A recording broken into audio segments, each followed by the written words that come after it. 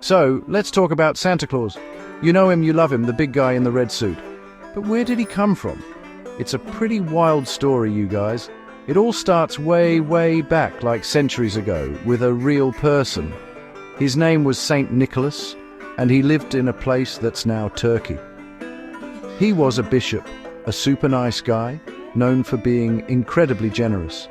He secretly gave gifts to people who needed help. The most famous story is about him dropping bags of gold down a chimney to help a poor man and his daughters. That's it. That's the first spark of the whole gift-giving thing. Now, as his story spread across Europe, it started to mix with other local legends. It's like a holiday remix. In England, for example, they had a figure called Father Christmas. This guy wasn't really about giving gifts to kids at first. He was more of the life of the party, a big, jolly dude in a green robe who represented feasting and good cheer during the holidays. He was all about adults having a good time. So you have St. Nicholas, the secret gift giver, and then you have Father Christmas, the party animal. The two ideas started to blend together over time, creating a brand new holiday character, and then there's an even older influence, which is just amazing. Some people think parts of the Santa story come from Norse mythology. Yeah, I'm talking about Odin, the powerful god with the long white beard. During the winter festival of Yule, legend said Odin would lead a ghostly hunting party through the sky on his 8-legged horse. Sounds a little familiar, right? A bearded figure flying through the winter sky? It's crazy to think that some of Santa's epic journey might have started with a powerful Viking god. It just shows how many different stories came together to create the legend we know today. The final piece of this early puzzle came from the Netherlands. The Dutch had their own version of Saint Nicholas, who they called Santa Claus. He was a big deal there, arriving on a steamboat from Spain and riding a white horse to deliver presents to children on December 5th. When Dutch settlers came to America and founded New Amsterdam, which we now call New York City, by the way, they brought Sinterklaas with them. And over time, his Dutch name, Sinterklaas, got Americanized. People started saying it faster, and it slowly turned into the name we all know and love, Santa Claus. And that's how the legend made its way to America. Okay, so Santa Claus arrives in America, but he's not quite the guy we know yet. He needed a major glow-up, a total rebranding. This is where 19th century America basically became his public relations team. First up, the writer Washington Irving, the legend of Sleepy Hollow guy, wrote about a jolly Dutch version of Santa Claus in 1809. He described him as a pipe-smoking sailor who flew over the city in a wagon, dropping presents down chimneys. It was kind of a funny, satirical take, but it put the image of a cheerful, gift-giving Santa right into the American imagination. It was the first step in making him a household name. But the real game changer came in 1823 with a poem. You've definitely heard it. 'Twas the night before Christmas. Its real title is A Visit from St. Nicholas. This poem gave us so much of the Santa story we have today. It described him as a jolly old elf who was chubby and plump. Forget the tall, thin bishop or the spooky Odin. This Santa was all about joy. The poem also gave us the magical sleigh pulled by 8 tiny reindeer. And get this, it even gave them their names.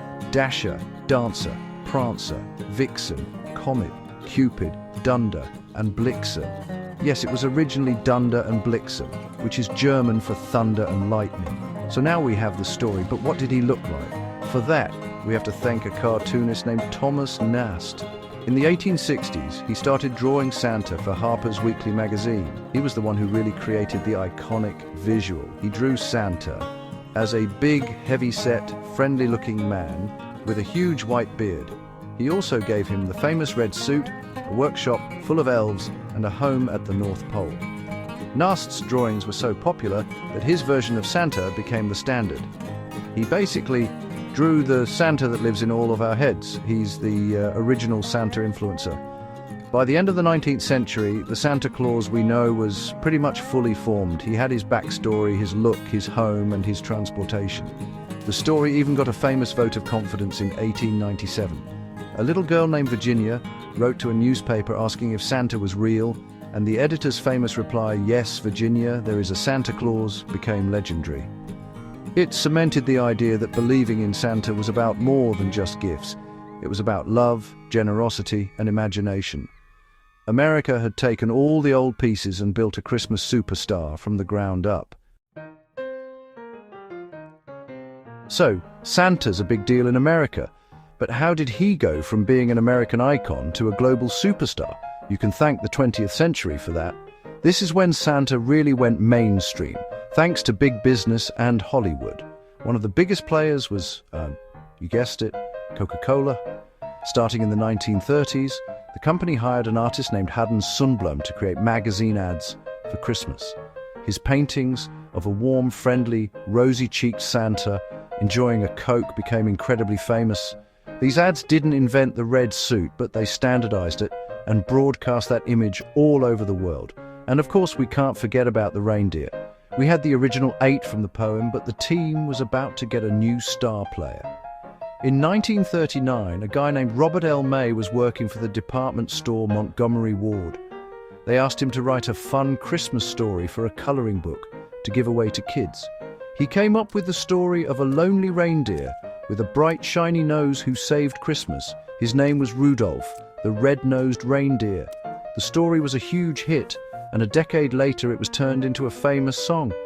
Now you can't imagine Santa's sleigh without that glowing red light leading the way. Then Hollywood came calling. Santa Claus was perfect for the big screen. One of the most famous early movies was Miracle on 34th Street from 1947. It's a classic story about a department store Santa who might just be the real deal. The movie made people feel all warm and fuzzy and reinforced the magic of believing in him. Since then, Santa has been in hundreds of movies and TV specials, from animated classics to big-budget comedies.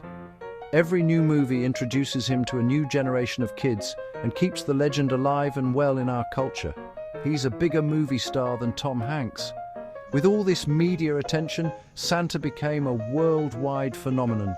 The American version of Santa, the jolly man in red from the North Pole, started showing up everywhere. Kids in Japan, Brazil, and Australia all started writing letters to the same guy. He became a universal symbol of Christmas joy, crossing cultural and language barriers. His traditions, like leaving out milk and cookies, became popular in many different countries. The combination of powerful advertising, catchy songs, and heartwarming movies took Santa from a folk legend to the undisputed global CEO of Christmas. It's an amazing journey. So here we are today, in 2025, and Santa is bigger than ever. His official look is totally set in stone. The big belly, the white beard, the glasses perched on his nose, and of course, the iconic red and white suit. His hearty ho-ho-ho is instantly recognizable. His headquarters is famously at the North Pole, a magical village where he and Mrs. Claus live with countless elves who work all year making toys. Various towns around the world, from Finland to Alaska, claim to be his official home, which is a fun little rivalry, and his team of reindeer, led by Rudolph, are ready for their big flight on Christmas Eve. The traditions surrounding Santa are a huge part of the fun for kids and families. Writing letters to Santa is a major one, with postal services around the world setting up special mailboxes and even writing back. And on Christmas Eve, the excitement is off the charts. Kids can now track Santa's journey in real time online thanks to NORAD, which has been doing it since 1955. And of course, there's the ritual of leaving out snacks, milk and cookies for Santa, and maybe some carrots for the reindeer, as a thank you for all his hard work. Meeting Santa at the mall to take a photo is another cherished tradition for so many families. But you know, it's not all milk and cookies. The Santa story does come with a little bit of debate. Some people worry that he has become too commercialized, making Christmas all about getting presents instead of spending time with family or thinking about its religious roots. They argue that the focus on a naughty or nice list turns good behavior into something you just do to get more stuff.